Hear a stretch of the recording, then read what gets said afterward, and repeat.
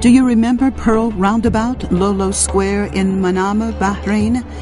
It used to look like this, but now it looks like this. The regime in Bahrain tried to erase the symbol of the revolution and the importance of the square, just as in Tahrir Square, the former Mubarak regime in Egypt sent in camels with men on them to try to beat the protesters and scare them off and block out the importance of protesters gathered there.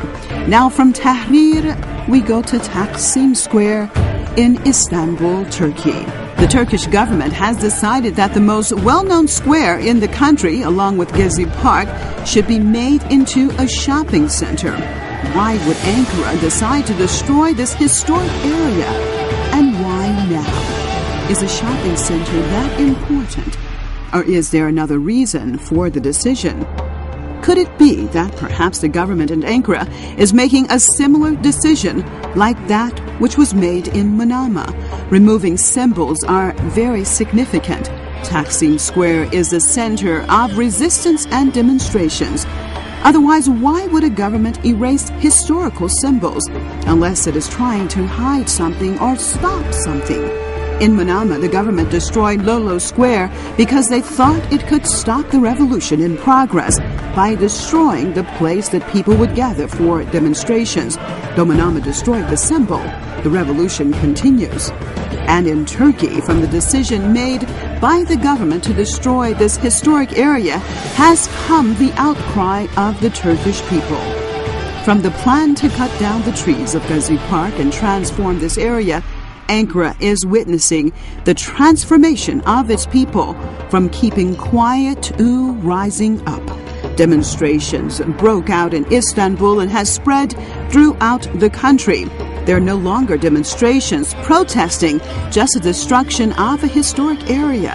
There are protests against the destruction of the direction that the Turkish people want their government to go in. The government has responded harshly with tear gas, water cannons, and arrests. Many people have been injured, and at least one person, according to latest reports, has been killed. The Turkish people are fed up with a government they see as more and more going in a different direction than what its people want. The Turkish people did not want its nation to get involved in the Syrian situation, but the government did. The Turkish people kept saying that they had no problems with its neighbors and that ultimately, by being involved, it could affect Turkey itself. But the government of Tayyip Recep Erdogan continued to have a deaf ear towards its people and continued working with the Americans and the Saudis and others to overthrow the government in Damascus. The Turkish government approached the Syrian situation as if there was sheer hatred for the Syrians. Even recently, a new bridge was built in Istanbul and named Yavuz Sultan Selim. Why did you decide to name the bridge after the king who killed tens of thousands of Alavis and fought with Iran and conquered Syria? What message are you trying to give? Are you promoting blood being spilled? Why don't you promote peace? Why have you chosen a path of confrontation and hatred? And now what has happened from the roots of hatred even inside of Turkey itself? The group that Ankara supports in Syria, 6 members of Al-Qaeda al-Nasr Front, has been arrested trying to plant bombs in Adana. Why did you support these terrorists to begin with, that now they're inside of Turkey and threatening the country? Now that you have refused peace, the path that your people wanted, now the streets in many Turkish towns are filled with your own people calling for the government to fall. As you beat your people and attack them with tear gas and water cannons, do you think that you are promoting democracy? Or are your lies finally coming apart for the world to really see what the government of Erdogan is and what it stands for? It does not stand for Islam. It does not stand for democracy, but simply is another pawn in the hands of the Americans.